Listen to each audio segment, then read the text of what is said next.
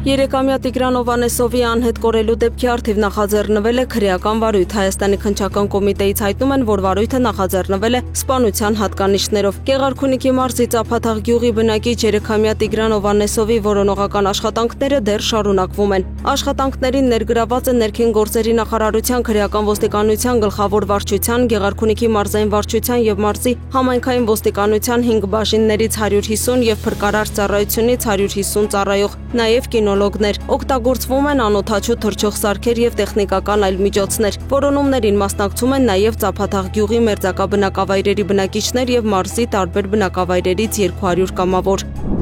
Հակակոռուպցիոն դատարանի որոշմամբ 44-օրյա պատերազմի օրերին Արցախի պաշտպանության բանակը ղեկավարած Միքայել Արզումանյանի նկատմամբ կիրառված խափանման միջոց կալանքը փոխարինվեց տնային կալանքով։ Նա կալանավորվել էր 2022-ի սեպտեմբերին։ Միքայել Արզումանյանը մեղադրվում է պատերազմի առաջին օրերին Թալիշի, Արեգա, Բարձունքը եւ հարակից մարտական դիրքերն ազատագրած անձնակազմին նահանջի հրաման տալու համար։ Գեներալ լեյտենանտն այդ ժամանակ հետախուզության գլխավոր վարչության պետի տեղակալն էր։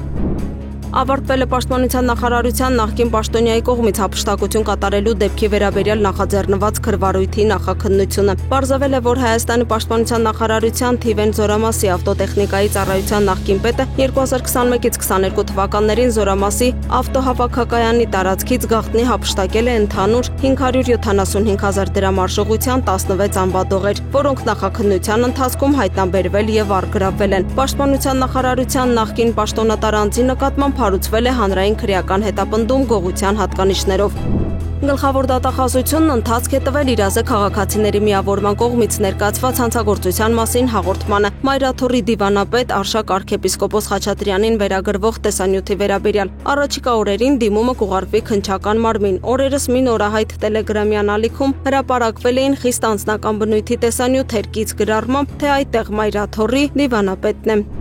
Գյումրու քաղաքապետ Վարդան Ղուկասյանի ձերբակալությունից հետո բերման ենթարկված 43 անձանցից 24-ը կալանավորվել են մինչև 2 ամսով։ 15-ի դեպքում սահմանվել է տնային կալանք, 1-ի նկատմամբ վարչական հսկողություն։ Նրանք մեղադրվում են գործի քննությանը միջամտելու եւ զանգվածային անկարգություններին մասնակցելու կամ դրդելու համար։ Կալանավորվածների թվում են քաղաքապետ Վարդան Ղուկասյանի եղբոր թոռները Նարեկ եւ Գևորգ Ղուկասյանները, ապօրինի շինությունների բաժնի պետ Արթուր Մեսրոպյանը, քաղաքապետի խորհրդական Աշոտ Պետրոսյանը։ Հակակոռուպցիոն կոմիտեն ավարտել է Հրազդան համայնքի նախկին ղեկավար Արամ Դանիելյանի եւ համայնքապետարանի աշխատակիցներից մեկի մասնակցությամբ քրեական վարույթի քննությունը։ Ըստ վարույթի Դանիելյանն առանց դասական աճուրդի ավելի քան 1 միլիարդ դրամի հողամաս նոտարել է 41 միլիոնով։ Հրազդանի նախկին ղեկավարը նախաքննական մարմնին խնդրել է ազատել իրեն քրեական պատասխանատվությունից վաղեմության ժամկետն անցած լինելու հիմքով։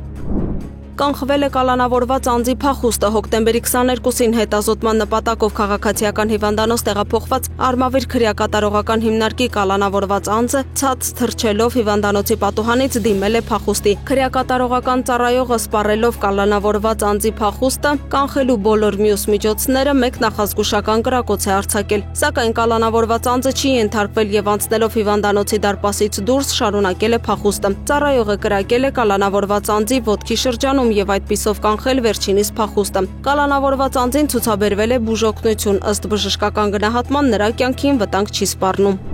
Սպանված 21-ամյա տղայի եղբայրը Լոռու մարզի դատարանում դանակով հարվածել է սպանության գործով մեղադրյալին եւ փախել։ Բարձրագույն դատական խորհրդից հայտնել են, որ դանակահարվածին վիրահատել է, նրա վիճակը կայուն է։ Հիշեցնենք 2024 թվականին Ստեփանավանում սպանել էին 21-ամյա Հայկ Մ-ին։ Սպանության համար մեղադրյալի աթոռին էին 4 անձ, որոնցից մեկը Էրիկ Դադիվանյանն էր։ Նախաքննական մարմինը նրան մեղադրանքեր առաջադրել այն բանի համար, որ նա 2024 թվականի հուլիսի 9-ի լույս 10-ի գիշերը ընկերների Յուրա Մկրտումյանի, Գեգամ Նազարյանի, Գոր Նազարյանի հետ Հայկ Մաղաքյանին հրավիրել էր Յուրա Մկրտումյանի ընտանիքի կողմից տնօրինվող տուն, որտեղ վիճաբանության ժամանակ Գեգամ եւ Գոր Նազարյանները, Էրիկ Դադիվանյանը եւ Յուրա Մկրտումյանը խմբի կազմում փոխլրացնելով միմյանց գործողությունները Հայկ Մաղաքյանին ապօրինաբար կյանքի զրկելու, սպանելու դիտավորությամբ բութ, կոշտ, նաեւ կտրող շեղբ ունեցող առարկաների գործադրմամբ առնվազն 5 հարվածներ են հասցրել Հայկ Մաղաքյանի գլխի եւ որովայնի առաջնային եւ հետին մակերեսներին։